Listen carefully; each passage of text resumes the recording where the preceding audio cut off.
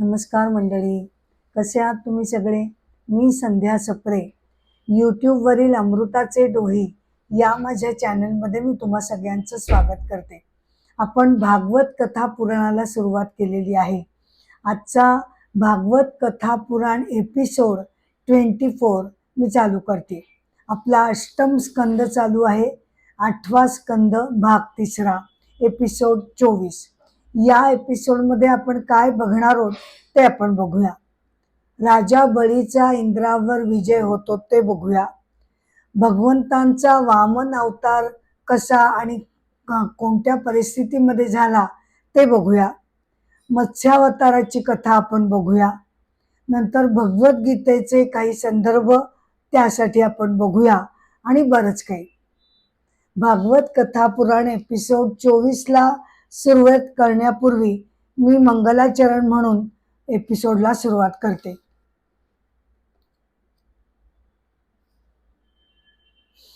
श्रीमं महागणाधिपतये नमः.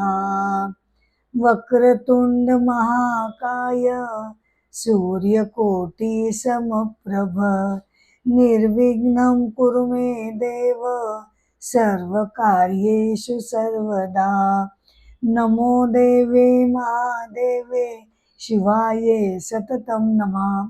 नमः प्रकृते भद्राये नियतः प्रणतः स्मताम्. समचरण सरोजं सान्द्रनीलाम्बुदाभं जगन्विहितपाणिं मण्डनं मण्डनानां. तरुणतुलसीमाला कंधरं कञ्जनेत्रं सदयधवलहासं विठ्ठलं चिन्तयामि. आदो देवकी देवी गर्भजननं गोपीगृहे वर्धनं मायापूतन जीवितापहरणं गोवर्धनोद्धारणं कंसच्छेदन कौरवादिहननं कुन्तीतनूजावनम्. एतद्भागवतं पुराणकथितं श्रीकृष्णलीलामृतम्. सच्चिदानन्दरूपाय विश्वोत्पत्त्यादिहेतवे तापत्रयविनाशाय गोविन्दाय नमो नमः. कृष्णाय वासुदेवाय हरये परमात्मने प्रणतक्लेशनाशाय गोविन्दाय नमो नमः.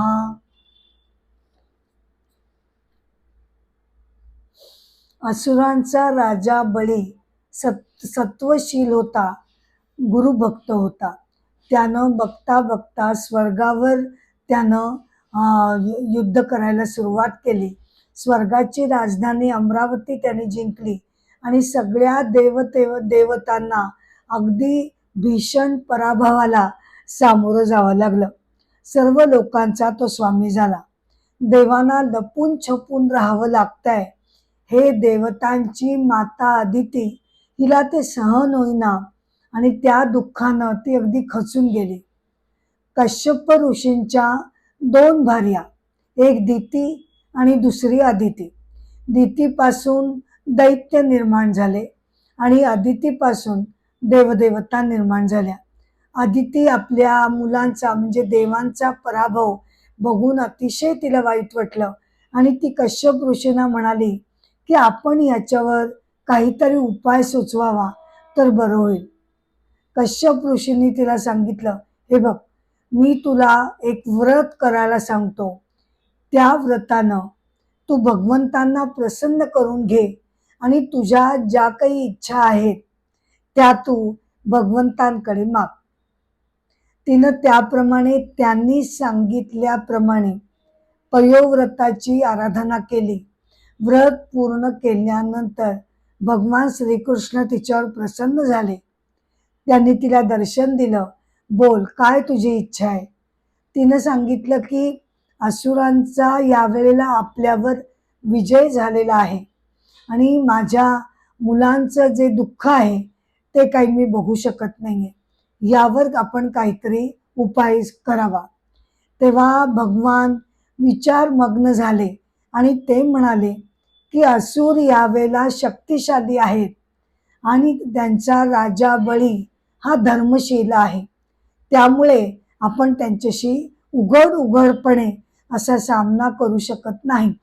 परंतु एक करता येईल, तुझ्या पोटी मी जर जन्म घेतला तर मी देवदेवतांचाच एक भाऊ बनेन आणि भाऊ या नात्यानं मला राजा बळी विरुद्ध युद्ध करणं सोपं जाईल. आणि त्याप्रमाणे भगवंतांनी आदितीच्या पोटी जन्म घेतला. कसा होता तो? तर तो होता वामन अवतार. बर का, तो होता वामन अवतार. वामन म्हणजे अतिशय सुंदर अशा अर्थानं खरोखरच तो जो बटू रूपामध्ये भगवान आले ते अत्यंत विलोभनीय, देखणे, मोहक आणि सुंदर दिसत होते.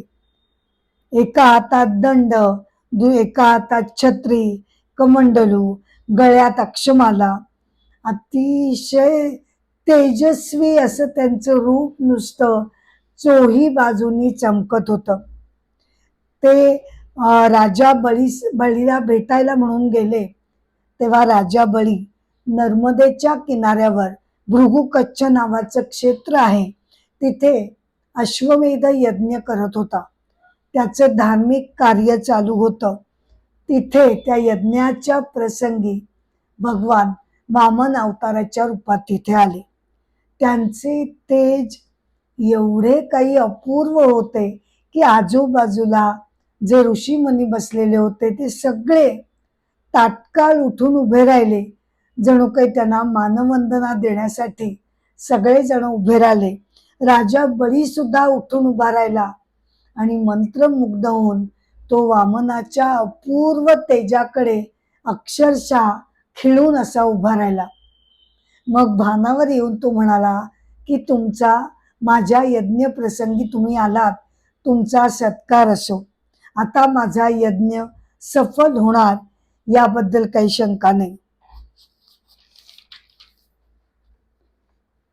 आपण माझ्या इथे अतिथी म्हणून आलेले आहात, त्यामुळे तुमच्या ज्या काही इच्छा असतील त्या तुम्ही मला सांगाव्यात, मी त्या पूर्ण करेन, राजा बळीनं नम्रपणे त्यांना म्हटलं.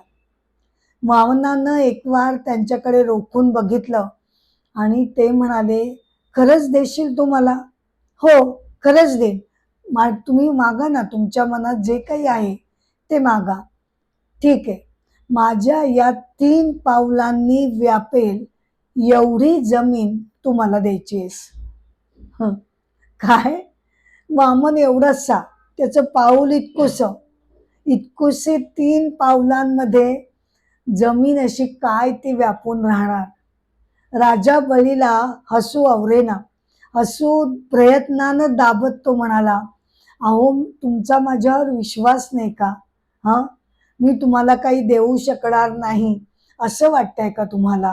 मी राजा आहे, सर्व लोकीचा राजा आहे. तुम्ही काही वैभव, धनसंपत्ती माझ्याकडे निसंकोचपणे मागा, मी ते सगळं तुम्हाला देईन. नाही, मला फक्त 3 पावलं पुरतील एवढीच जमीन मला तुझ्याकडनं हवी. असं त्यांनी बोलल्यानंतर राजा बळीच्या जवळ असुरांचे गुरु शुक्राचार्य तिथे बसलेले होते. त्यांच्या मनामध्ये काहीतरी संशय निर्माण झाला. हा ज्या अर्थी परत परत सांगतोय की मला 3 पावलांपुरतीच जमीन हवी आहे, त्या अर्थी हे कोणी साधे सुधे बटू नाही. हे साक्षात भगवंत वामन बटूचे रूप घेऊन आलेले आहेत. आणि जेव्हा बळी तो संकल्प करेल तेव्हा त्या क्षणी भगवंत आपलं हे वामन रूप बाजूला टाकून विराट रूप धारण करतील आणि सगळे लोक ते त्याच्यावर पादाक्रांत करतील. शुक्राचार्यांनी राजा बळीच्या कानात हे सगळं समजावून सांगितलं की तू संकल्प करू नकोस. तू त्यांना जे 3 पावलं जमीन हवे ते देण्याचं तू संकल्प करू नकोस. 2-2दा त्यांनी समजावून सांगितलं, पुढे ते हेही म्हणाले की मला असं वाटतंय की हे साक्षात भगवंत आहेत आणि ते नक्की काहीतरी कपट करणार आहेत आणि तुझं सगळं राज्य हिसकावून घेतलं जाईल. शुक्राचार्यांनी राजा बळीला सावध करून सुद्धा बर का, राजा बळी हा अत्यंत सत्वशील होता. तो म्हणाला नाही, ह्या बटूला मी सांगून बसलो आहे की तुम्हाला जे काही हवंय ते मी तुम्हाला द्यायला तयार आहे. आता माझा शब्द मी मागे फिरवणार नाही. जरी हे भगवंत असले आणि त्यांनी माझं राज्य त्यांनी बळकावून घेतलं तरी सुद्धा मी ते त्यांना द्यायला तयार आहे. पण माझं वचन जे मी त्यांना दिलंय ते आता मी मागे घेऊ शकत नाही. आणि मग शुक्राचार्यांच्या त्यांच्या सूचनेकडे लक्ष न देता राजा बळीनं त्याची पत्नी विंध्यावली हिला जवळ बोलवलं. दोघांनी मिळून तिनं सुवर्ण कुंभ हाती घेतला आणि वामनाचे छोटे छोटे चरण प्रक्षालन करून त्या बटूची त्या दोघांनी पूजा केली. दान देण्याचा संकल्प करून ते करण्यासाठी राजा बळीनं हातामध्ये जल घेतलं आणि संकल्प पूर्ण केला. संकल्प त्याचा पूर्ण होताच राजा बळीचा संकल्प त्याने एकदा बोलून पूर्ण करताच वामन अवताराने, भगवंत जे होते वामन अवतारामध्ये, त्यांनी बघता बघता एका क्षणामध्ये आपलं छोटस बटू रूप त्यागलं आणि बघता बघता विराट रूप त्यांनी धारण केलं. विराट विराट म्हणजे किती, किती पाताळावर जे पाय ठेवले, पाताळापासून ते पार ब्रह्मलोक त्यांनी पूर्णपणे व्यापून टाकला.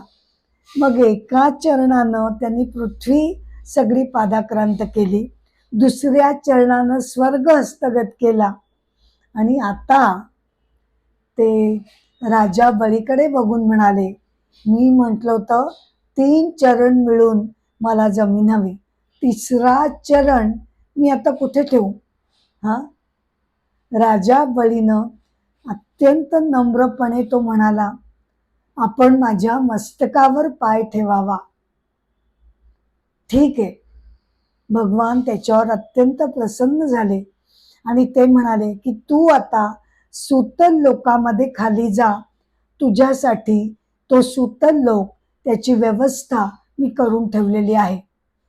आणि एवढंच नाही तर मी स्वतः हातामध्ये शंखचक्र गदा धारण करून तुझ्या महालाच्या दरवाजाच्या बाहेर तुझी सुरक्षा करण्यासाठी, बर का, तुझी सुरक्षा करण्यासाठी मी स्वतः तिथे उभा राहीन. राजा बळी ते ऐकून अगदी सद्गदित झाला आणि तो म्हणाला की ही माझी शिक्षा कुठे? तुम्ही तर मला वरदान दिलं, तुम्ही माझ्यावर प्रसन्न आहात, मी तुम्हाला पुन्हा पुन्हा प्रणाम करतो.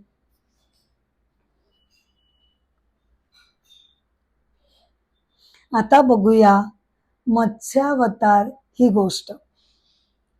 सत्यव्रत नावाचा राजा होऊन गेला. तो अत्यंत तपस्वी होता, अनेक गुणांनी तो संपन्न होता. पुढील मन्वंतरामध्ये या राजाला भगवान मनु करणार होते, परंतु मनु करायचे तर त्यामध्ये एकच छोटीशी अडचण होती. ते म्हणजे सत्यवत राजाला मी सगळं करतो, मी लोकांचं रक्षण करतो असा मीपणा, असा अहंकार आणि अभिमान त्याच्यामध्ये दाटून भरलेला होता. आणि जर मन्वंतरामध्ये त्याला मनु करायचं असेल तर हा अहंकार त्याच्यामध्ये शिल्लक राहता कामा नये. त्यामुळे त्याच्यातला हा दोष काढून टाकणं गरजेचं होतं. एकदा सत्यवत राजानं नदीमध्ये स्नान केलं आणि नंतर अर्घ्य प्रदान करण्यासाठी त्यानं उंजळीमध्ये जल घेतलं तेव्हा त्याच्या हातामध्ये एक छोटीशी अतिशय सुंदर अशी मासोळी त्याच्या हातामध्ये आली. तो तिला पाण्यामध्ये सोडायला निघाला तेव्हा ती म्हणाली की नाही, तुम्ही माझं कृपया रक्षण करा, मला पाण्यात सोडू नका. तेव्हा त्याने तिला कमंडलूच्या पाण्यामध्ये ठेवलं आणि तो महालामध्ये घेऊन आला. दुसऱ्या दिवशी सकाळी बघतो तर त्या मासोळीचा आकार मोठा झालेला होता आणि आता ती कमंडलूमध्ये मावणार नाही हे राजाच्या लक्षात आलं. मग मोठ्या माठामध्ये, मग मोठ्या पातेल्यामध्ये असं करता करता जसजसं तो तिला भांड्यामध्ये, पात्रामध्ये ठेवत असे त्याप्रमाणे ती तिचा आकार मोठा करत असे. बघता बघता मग तलावामध्ये नेलं आणि शेवटी आता तो तिला समुद्राच्या काठी घेऊन आला. तेव्हा त्याच्या मनामध्ये असा विचार आला की ही नक्कीच कोणीतरी वेगळी आहे. भगवान तर हिचं रूप घेऊन आलेले नाहीत ना. म्हणजे त्याचा आत्तापर्यंत असा आत्मविश्वास होता की मी आहे इथे म्हणून मी सगळ्यांचं रक्षण करतोय. पण इथे तर एका साध्या मासोळीचं सुद्धा तो रक्षण करू शकत नव्हता. तो जेव्हा तिला समुद्रात टाकायला निघणार तेव्हा ती म्हणाली की मोठे प्राणी मला इथे खाऊन टाकतील. तेव्हा परत त्याच्या मनात आलं की मी हिचं सुद्धा रक्षण करू शकत नाही. नक्कीच भगवान माझी परीक्षा घेण्यासाठी आलेले आहेत. तेव्हा मत्स्यावतार सोडून देऊन भगवंत त्याच्यासमोर प्रगट झाले आणि म्हणाले, तू जो विचार करतोयस तो बरोबर आहे. मीच मासोळीचं रूप घेऊन तिथे आलेलो होतो. आता आजपासून 7व्या दिवशी बरं का राजा, नीट लक्ष देऊन ऐक. 7व्या दिवशी प्रलय होईल आणि सगळं जगत पाण्याखाली जाईल. तेव्हा एक नौका पाण्यातून येईल. तेव्हा तू एक करायचं, जितक्या प्रकारच्या वनस्पती ज्या ज्या काही आहेत, मनुष्य प्राणी जगत, त्याची बीज तू या नौकेमध्ये आणून ठेवायची आणि सप्तर्षींबरोबर तू या नौकेमध्ये बसायचं. मी मग महामत्स्याचा अवतार घेऊन तिथे येईन बरं का. महामत्स्य बनून मी तिकडे येईन. महामत्स्याला शिंग असेल, त्या शिंगाला वासुकीच्या नागाने ती नौका बांधायची, त्या दोरीप्रमाणे बांधायची आणि मी तुमचं सगळ्यांचं संरक्षण करीन. प्रलयानंतर दुसरा कल्प सुरू होईल आणि तेव्हा तू त्याचा मनू असशील. तोपर्यंत नौकेमध्ये मी तुला आत्मज्ञान देईन. त्यामुळे साक्षात तुला आत्मसाक्षात्काराची अनुभूती येऊ शकेल.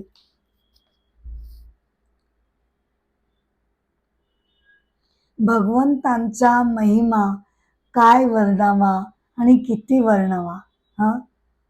कितीही वर्णन केलं तरी ते कमीच ठरेल. भगवद्गीता अध्याय 9 त्याच्या श्लोक 22 मध्ये भगवान असं म्हणतात की जे अनन्यनिष्ठ लोक माझं चिंतन करून मला भजतात. कोण? तर असे साधक भक्त जे अनन्यतेनं मला शरण जातात, माझं चिंतन करतात, मला भजतात, त्या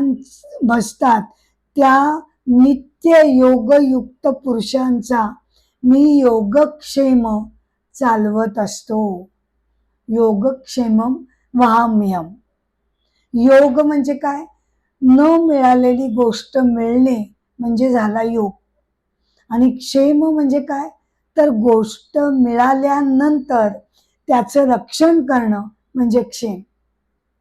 योगक्षेम मी या साधकांचा चालवत असतो. त्याचा अर्थ असा नाही की मी ईश्वर भक्ती करत बसायचं आणि कर्तव्य शून्य होऊन मी माझ्याकडनं काहीही कर्म करायचे नाही असा त्याचा अर्थ होत नाही. तर माझी सगळी कर्तव्य कर्म चालत ठेवून अत्यंत निष्ठेनं अत्यंत जबाबदारीनं माझे कर्तव्य मी पूर्ण करत असतानाच त्याला भगवत भक्तीची जोड जेव्हा मी देते, अनन्य अशा माझ्या भक्तीचा पाया, मूलभूत पाया माझ्या जीवनाचा जेव्हा भगवत भक्तीमध्ये रूपांतरित होतो, तेव्हा भक्तीच्या अधिष्ठानावर मी श्रद्धापूर्वक विश्वासपूर्वक माझं सगळं आयुष्य सत्कर्मांमध्ये व्यतीत करतो. तेव्हा अशा साधक भक्ताचा योगक्षेम म्हणजे त्याचा निर्वाह, संसारी माणसाचा निर्वाह किंवा साधकाचा निर्वाह त्याची जबाबदारी भगवान घेतात. म्हणजे त्याचा अर्थ काय घ्यायचा की आपण जे मनापासून भगवंतांच्या स्मरणाने प्रयत्न करत राहतो, ते प्रयत्नच बर का, ते कष्ट जे आपले आहेत तेच ईश्वरीय रूपानं आपल्याला यश देत असतात. आता इथेच मत्स्यावतारामध्ये आपण बघितलं की प्रलय जेव्हा होतो तेव्हा सुद्धा पुढील कल्पामध्ये निर्माण होणाऱ्या जगताची जबाबदारी सुद्धा भगवंतांनी घेतलेली होती. तेच रक्षण करता आहेत, तेच करता धरता आहेत.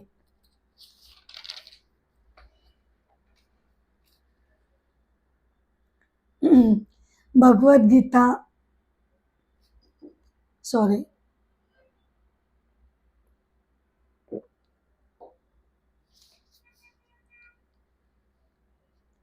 भगवद्गीता अध्याय 9 श्लोक 22 आपण बघितला. त्याच्यात भगवंतांनी आपल्याला आश्वासन दिलेलं आहे की जे अनन्य साधक आहेत त्यांचा योगक्षेम मी वाहतो. म्हणजे त्या योगक्षेमाची मला काळजी वगैरे नाही, तर लिटरली मी त्यांचा योगक्षेम वाहतो.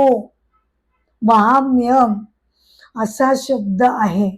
आणि अशी कथा सांगितली जाते की जगन्नाथ मिश्रा नावाचे अत्यंत सच्शील विद्वान पंडित होऊन गेले बर का. आणि त्यांनी भगवद्गीतेवर एक अपूर्व असं भाष्य लिहिलेलं आहे. ते भाष्य लिहित असताना या श्लोकाशी ते येऊन अडले. वहाम्यम साधकाचा सगळा योगक्षेम, त्याच्या चिंता काळज्या मी वाहतो. वहाम्यम हा शब्द बर का जगन्नाथ मिश्राजींना जरा खटकला. नाही म्हणजे भगवंतांना भक्ताची काळजी असते याबद्दल काही संशय नाही, पण भक्ताची सगळी काळजी भगवंतांनी म्हणावं की मी वाहतो, हा शब्द जरा थोडा जास्त वाटतोय असं त्यांच्या मनात आलं.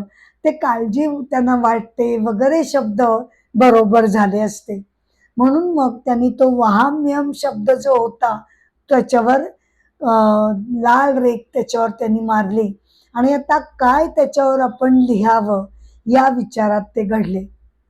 तेवढ्यात त्यांच्या बायकोनं त्यांना हाक मारली, म्हणाली अहो जरा उठा तुमच्या ग्रंथ लिखाणातून, घरामध्ये काहीही अन्नाचा कण नाहीये, जरा काहीतरी सोय करा, तुम्ही जा जरा बाजारात जाऊन या. बर म्हणाले आणि ते बाजाराच्या दिशेने जाऊ लागले बर का. तर तेवढ्यात एक छोटासा तेजस्वी बालक हातामध्ये भरपूर धनधान्याचं सामान घेऊन यांच्या घरी तो आला. जगन्नाथ मिश्राजींच्या पत्नीनं त्याला म्हटलं कोण आहेस तू बाळा? तुमच्या पतिराजांनी हे सामान तुम्हाला द्यायला सांगितलंय, ते मी घेऊन आलोय. बर बर बर ठीक आहे ठीक आहे. आणि मग तिनं त्या मुलाकडे बघितलं तर त्याच्या कपाळावर अशी एक लाल रक्ताची खून त्याला दिसली. तिनं म्हटलं, अरे एवढासा मुलगा तू, आणि हे काय झालं? हा, ही जखम कशी झाली? कुठे पडलास का तू? तेव्हा तो बालक म्हणाला, नाही नाही, तुमच्या पतिराजांनी मला मारलं. छे छे, असं कसं होईल? त्यांनी विश्वास त्यांचा बसला नाही आणि त्या म्हणाला, अरे ते तर किती कोमल स्वभावाचे आहेत, तुझ्यासारख्या बालकाला ते मारणंच शक्य नाही. अच्छा, मग आता येतील ते विचारा की त्यांना, असं म्हणून तो बालक तिकडून निघून गेला. थोड्या वेळाने जगन्नाथ मिश्राजी घरी आले. बघता तो काय घर धनधान्यानं भरून गेलेलं होतं. त्यांनी विचारलं, कोणी दिलं हे सामान? तेव्हा तिने सगळं कथन केलं आणि म्हणाली, काय हो, तुम्ही त्या लहानशा मुलाला तुम्ही मारलं? त्याच्या कपाळावर लालसर अशी खून दिसली मला. नाही नाही नाही, ते चपापून म्हणाले. त्यांनी मान खाली घातली, डोळे भरून आले, डोळ्यातनं अश्रू येऊ लागले. त्यांना सगळं कळून चुकलं. ते म्हणाले, थांब, आलोच मी. घाईघाईने वरच्या माडीवर गेले. त्यांनी तो वहाम्यम शब्दावर ज्या 3 रेघा लाल पेनाने काढलेल्या होत्या लाल शाईने, ते त्यांच्या लक्षात आलं की आपण भगवंतांनी लिहिलेल्या शब्दावर, त्यांनी दिलेल्या आश्वासनावर आपण कोण शंका घेणारे? हा, काय आपला अधिकार? त्यांच्या चूक लक्षात आली, डोळे भरून आले की म्हणूनच भगवान बालकाच्या रूपात आले आणि माझा योगक्षेम चालवण्यासाठी ते आले आणि धनधान्य सामान सगळं घेऊन आले. त्यांनी अत्यंत श्रद्धापूर्वक त्या गीतेला त्यांनी नमस्कार केला आणि पुन्हा अशी चूक माझ्या हातून घडणार नाही असं त्यांनी मनोमन भगवंतांना कबूल केलं. तर अशी जर निष्ठा आपण मनापासून भगवंतांवर ठेवली, तो विश्वास आपल्याकडे 1000% असायला हवा. तो जर असेल की मी प्रयत्न करतोय, पण माझ्या पाठीमागे माझा देव उभा आहे, हा अत्यंत गोड, अतिशय आश्वासक विश्वास ठेवून आपण जर आपली कर्म करायला लागलो, तर यश आपल्यापासून दूर पळून जाऊ शकणार नाही. आजच्या एपिसोडची सांगता मी या कथेनं करते, परंतु पुढचे एपिसोड घेऊन मी तुमच्या भेटीला येतच राहणार आहे. तुम्हा सगळ्यांना मनापासून नम्रपणे विनंती करते की कृपया अमृताचे डोहे या यूट्यूबवरील माझ्या चॅनलला तुम्ही लाईक करावं, शेअर करावं आणि सबस्क्राईब करावं, ही माझी नम्र विनंती आहे. एपिसोडची सांगता मी गजरानं करत आहे. पुंडलिक वरदा हरी विठ्ठल, श्री ज्ञानदेव तुकाराम, पंढरीनाथ महाराज की जय. राजाधिराज रामचंद्र महाराज की जय. भगवान गोपाल कृष्ण महाराज की जय. मंगल मूर्ती मोरया. जय जय राम, राम कृष्ण हरी. जय जय राम, राम कृष्ण हरी हरी. राजा राम कृष्ण हरी, राजा राम कृष्ण हरी हरी. जय जय राम, राम कृष्ण हरी हरी. नमस्कार.